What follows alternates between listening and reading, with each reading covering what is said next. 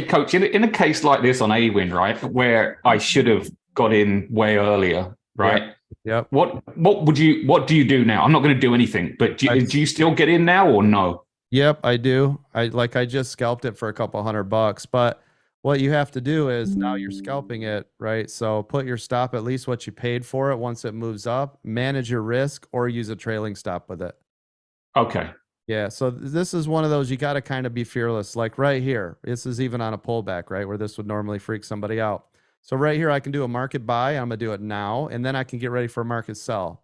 A market buy, I have my hand on the sell. Right here, I'm on it, and I'm watching my P&L down here, and I can click the sell at market anytime I want, or I can put in a stop and do just like that. See it? So that's how I can quickly enter or exit it.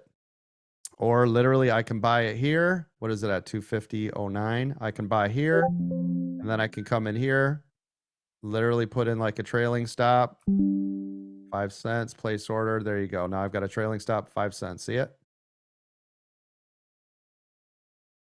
But again, I have to manage it right away as soon as I get in it. See there?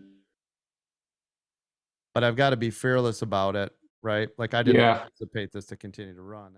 Just like right here, you buy it off this bottom, this 240.28. See how it keeps touching right in this range? Yeah.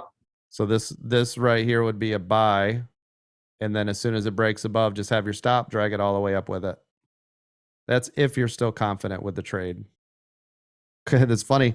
Every trade I've been in today was green, but either my trailing stop was incorrectly or I exited at the wrong time. But every trade I was in today was green at some point, but I kept using my trailing stops. Like I said, it's safer to use a stop loss, convert it to a trailing stop, because then you can at least lock in profits because sometimes it might not go all the way to your trailing stop. So BA, if I put a 10-cent trailing stop on this, think about this for a moment. So if I have a 10-cent trailing stop, okay, and it shoots up 8 cents and I'm in the green, and then it pulls back below what I paid, I just lost money, didn't I? But if I bought it right here at this level, right, and then I put a stop just above what I paid and it goes up 8 cents and it comes back, I don't lose any money because I had a stop. Then if it did continue to go to 10 cents, I get rid of this stop loss and I put in a trailing stop.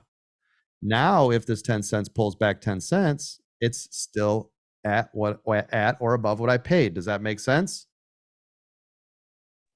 Yes.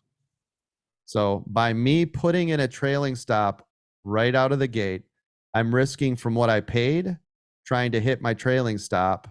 And if it does not hit my trailing stop amount that I have to have, and it comes up short and then pulls back, I will lose money. So always better at the time of purchase, put in your stop, right? Right where it went, goes up 5 cents, whatever it is. You'll, of course, make sure your stop is at least what you paid, so you're covered. Then when it gets to wherever you want, let's say 5 cents, you're like, hey, I was going to put in a 5-cent trailing stop. Well, now if it's 5 cents above what you paid, kill your stop, put in your trailing stop for 5 cents, free trade. Get it?